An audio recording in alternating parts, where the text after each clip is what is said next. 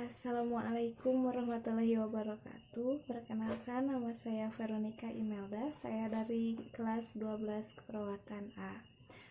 Saya sekolah di SMK Bakti Kencana Ciawi. Baik, di sini saya akan mempresentasikan sedikit tentang SAP atau Satuan Acara Penyuluhan tentang diabetes mellitus. Selamat menyaksikan. Assalamualaikum warahmatullahi wabarakatuh. Kenalkan, nama saya Veronica Imelda dari sekolah SMK Bakti Kencana Ciawi. Ibu-ibu, bapak-bapak, di sini saya akan sedikit menemani kalian beberapa menit ke depan dalam acara penyuluhan tentang penyakit diabetes mellitus ya. Yang pertama dimulai dari pengertian atau definisi penyakit diabetes mellitus. Penyakit diabetes mellitus merupakan suatu penyakit kronis yang ditandai dengan ketidakmampuan tubuh untuk memproduksi metabolisme karbonat, lemak, dan protein sehingga menyebabkan hiperglikemia atau kelebihan gula.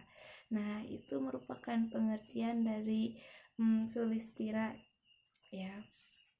Yang kedua yaitu etiologi. Nah, diabetes mellitus tersebut dibagi menjadi 3 bagian ya. Yang pertama yaitu diabetes mellitus tipe 1, di mana diabetes mellitus tersebut jadi ditandai dengan tubuh tidak memproduksi hormon insulin sama sekali, yang dapat disebabkan yang pertama dari faktor genetik. Nah, faktor genetik atau faktor keturunan ya. Yang kedua yaitu faktor imunologi, di mana seperti respon umum yang abnormal. Nah, yang ketiga yaitu faktor lingkungan seperti virus atau toksin. Yang kedua yaitu diabetes mellitus tipe 2, yaitu tubuh tidak kekurangan insulin. Jadi tubuh tersebut memproduksi insulin, tetapi insulin tersebut tidak dapat digunakan sama sekali. Nah, faktor tersebut dapat disebabkan yang pertama yaitu oleh obesitas atau kelebihan berat badan. Yang kedua yaitu genetik. Yang ketiga yaitu diabetes mellitus gestasional.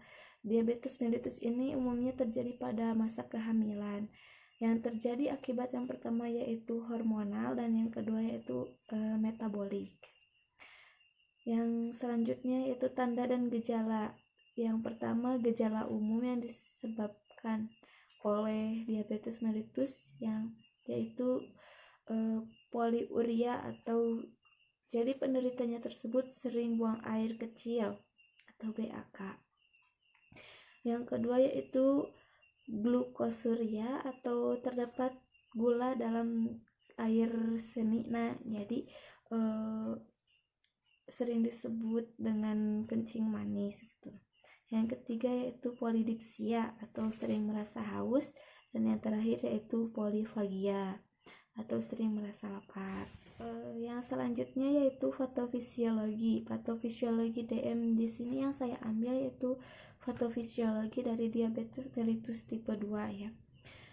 Jadi dapat terjadi akibat kombinasi beberapa aspek yang berlangsung secara lama, dapat terjadi secara bertahun-tahun dan secara subklinis, yang ditandai dengan penurunan sekrensi insulin dan resistensi insulin, yang ada juga disebabkan oleh O- oktet atau gabungan dari beberapa kondisi di bawah ini.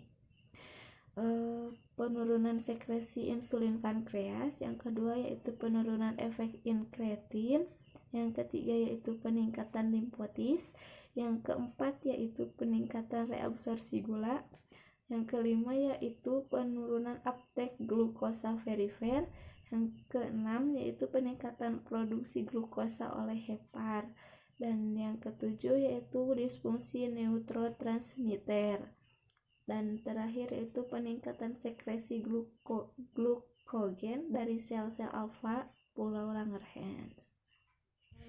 Selanjutnya yaitu penata laksanaan dari penyakit diabetes mellitus. Yang pertama yaitu diet pasien sehat, yang kedua latihan, yang ketiga pemantauan, yang keempat terapi, dan yang kelima pendidikan. Di sini saya akan sedikit memberikan contoh diet pasien sehat untuk penderita diabetes mellitus. Jadi penderita diabetes mellitus sebaiknya makan makanan yang tawar, sebaiknya dikukus dan tidak boleh digoreng ya. Yang selanjutnya itu harus memperhatikan kadar karbohidrat dan glukosa. Jadi untuk makanan penderita diabetes mellitus itu harus diperhatikan baik dari kandungan karbohidratnya, glukosanya, juga lemaknya.